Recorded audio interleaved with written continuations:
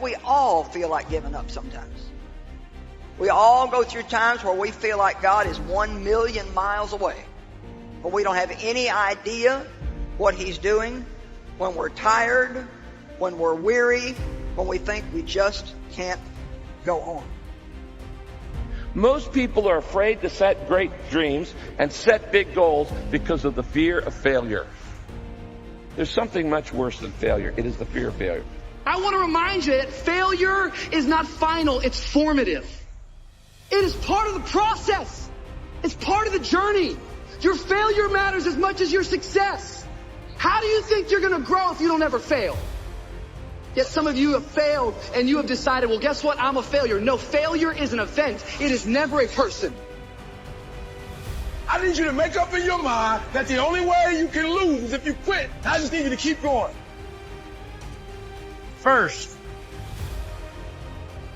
you cannot give up. When you enter into your long season, you've got to give it all you got.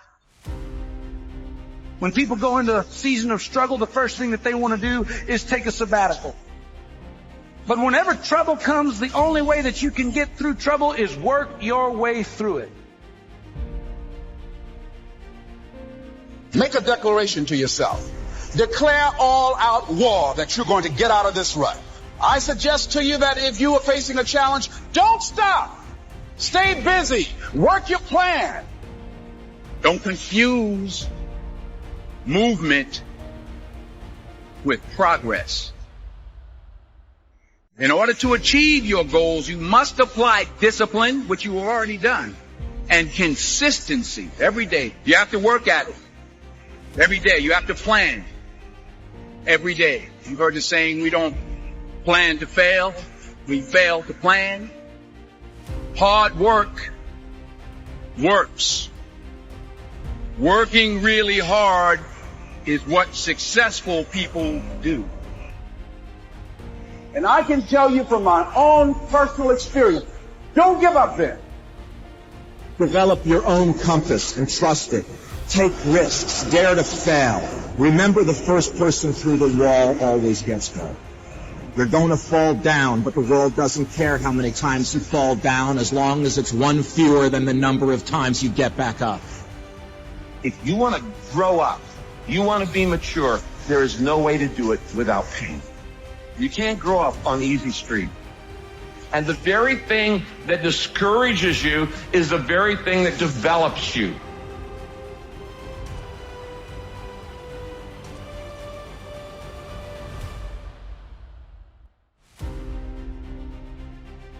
Make one room in your house as beautiful as possible. That's what I'm writing about now.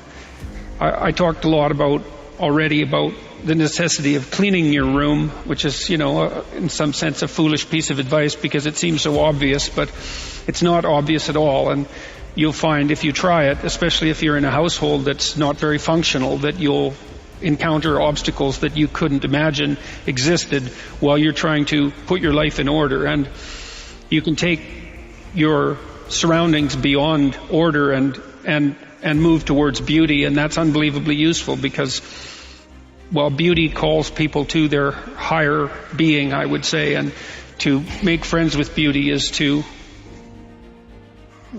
introduce yourself very carefully to one of the mysteries of life that make it worth living.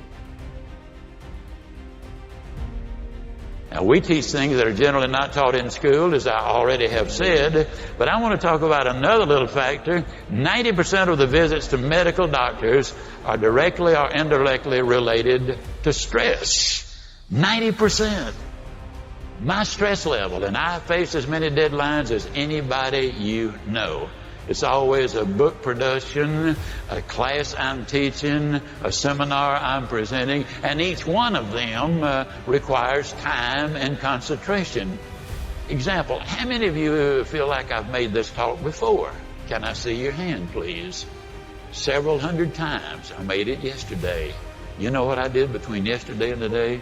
I spent over 6 hours getting ready for the day.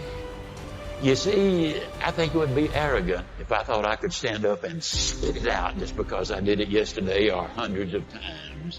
That's arrogance. When you respond to life instead of react to it, react is negative. You get sick, go to the doctor, she gives you a prescription, says, see me tomorrow. You walk in the next day, she said, uh-oh, it's not working. We have to change the prescription. You get a little nervous. But if she smiled and said, hey, it's working. And so she's just responded, and you feel better because now you see some real hope in order to get ahead in life. Make friends with people who want the best for you. And that's a meditation on my own childhood and adolescence to some degree. I had friends who wanted the best for me and friends who didn't. And, they were friends who, some of them were aiming up and some of them were aiming down. And if you have a friend that's aiming down and you do something that's aiming up, then they're generally not that happy about it.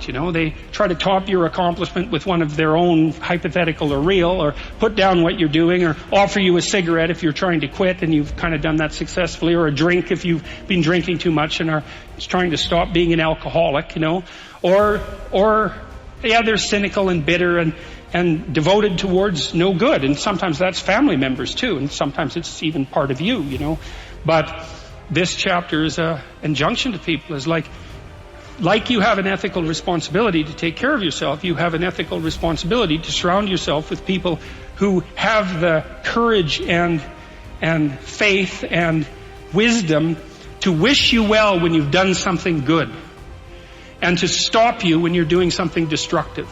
And if your friends aren't like that, then they're not your friends. And maintaining your friendships with them might not even be in their interest. And so it's a tricky argument to make, because I'm not saying, whenever anyone's in trouble, you should, push them into a ditch and then give them a couple of kicks. That's not the idea. The idea is that, but I had a couple of rules I didn't write about. One was be careful about whom you share good news with, and another was be careful about whom you share bad news with. And those rules ring in people's minds quite quickly. A friend is someone you can share good news with, You go to them and you say, hey, look, this good thing happened to me. And they say, look, I'm so happy that happened to you. Like, way to be. And they don't think, God damn it, why didn't that happen to me? And you didn't deserve it. Here's a bunch of reasons you're stupid and why it won't work. It's like, that's not helpful. And so I would say, if people are, the other thing people are doing, if they're trying to drag you down, let's say, is they're trying to see if you'll put up with it. Because they have this idea that maybe life isn't worth living and things aren't good, and that if they can besmirch, let's say, to use an archaic term, something that's pristine and good, then they demonstrate to themselves that there is no true ideal and that there's no necessary reason to be responsible and to strive forward. And so they use you as a test case. I'll just push you down into the low lobster bin and see how you respond. And if you put up with it, then yeah, my cynicism is fully justified. If you take people and you expose them voluntarily to things that they are avoiding and are afraid of, that they know they need to overcome in order to meet their goals, their self-defined goals. If you can teach people to stand up in the face of the things they're afraid of, they get stronger. And you don't know what the upper limits to that are, because you might ask yourself, if for 10 years, if you didn't avoid doing what you knew you needed to do, by your own definitions, right, within the value structure that you've created to the degree that you've done that, what would you be like?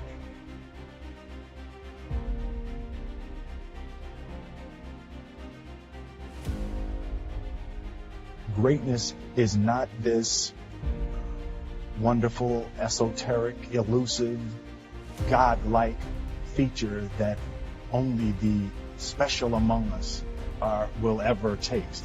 It's something that truly exists in all of us. It's very simple.